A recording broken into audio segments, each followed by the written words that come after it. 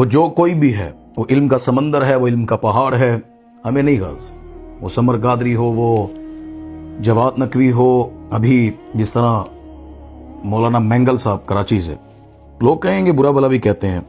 ہمیں صحابہ سے بڑھ کر کوئی پیارا نہیں ہے رضوان اللہ اجمعین۔ عجیب تماشا چل نکلا، جو چاہتا ہے صحابہ پر شخصیات قرآنی جن کے بارے میں اللہ گواہی دیتا ہے مذاق اڑا دیتے ہیں، جو مرضی چاہے حدیث کے بارے میں، قرآن کے بارے میں، صحابہ کے بارے میں۔ مفتی مینگل صاحب نے جو کیا ان کو اس پر معافی مانگنی چاہیے اللہ سے بھی، اور اسی طرح ویڈیو کلپ میں ان کو بیان جاری کرنا چاہیے جس طرح ان کی ویڈیو لیک ہوئی ہے۔ سیدنا عثمان کے بارے میں رضی اللہ عنہ یہ کہنا کہ جس طرح بلوچستان کا گورنر، وہ وزیر کوئی بھی وہ چھپا بیٹھا ہے، تو جیسے عثمان رضی اللہ تعالیٰ عنہ گھر میں چھپے ہوئے تو باہر نکلیں گے تو عورتیں ان کو معاذ اللہ جوتے ماریں گی۔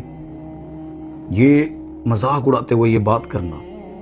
یہ کلپ آپ خود سنیں، میں نے خود سنا یہ والا کلپ، پھر میں آپ کو بتاتا ہوں اس پر کیا تبصرہ کر رہے ہیں، یہ کلپ سنیں آپ۔ آج میں نے بیان میں کہا کہ ہمارے بلوچستان کے وزیر اعلیٰ اتنا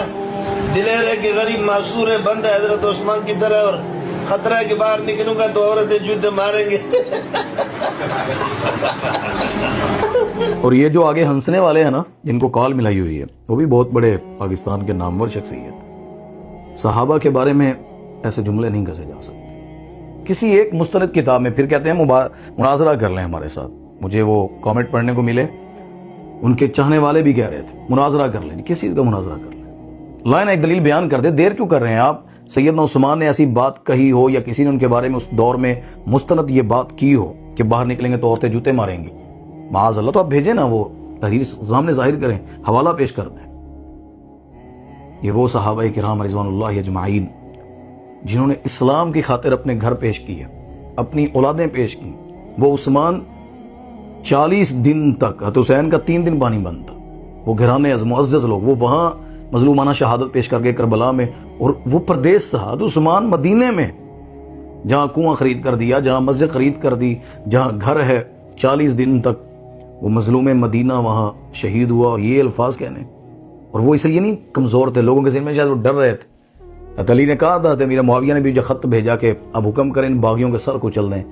کہ جس شہر میں محمد رسول اللہ صلی اللہ علیہ وسلم کے قدم لگے ہوں، عثمان ان گلیوں کے اندر خون پسند نہیں کرتا، اپنی قربانی دے دی، مدینہ کی رونق کو برباد نہیں کیا۔ اور یہ ان کے بارے میں ایسے الفاظ کہیں جن کو جنت کی بشارتیں رسول اللہ صلی اللہ علیہ وسلم نے دی، ان کا تضحیق کا معاملہ ہی ان کے بارے میں۔ بہرحال اللہ تعالیٰ سمجھ دے، ہمارے بڑے ہیں یہاں پر، مفتیان بھی بڑے آئیں گے مسلک کھیلنے کے لیے،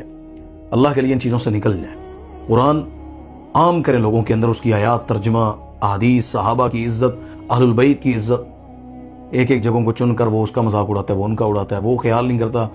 ہر ایک دلیل لے کر گھوم رہا ہے۔ دلیل تو قادیانیوں کے پاس بھی ہے، وہ ایسے تھوڑی مان کے بیٹھے ہیں۔ دلائل قرآن و حدیث ہے، دلائل جن کے بارے میں نبی بولتے ہوں، جن کے بارے میں قرآن بولتا ہوں، تو بہرحال اصلاح کرنی چاہیے، وگرنہ ہمارا ایسے عقیدے یا ایسے صحابہ کی تصدیق والے شخص سے ہمارا کوئی تعلق نہیں۔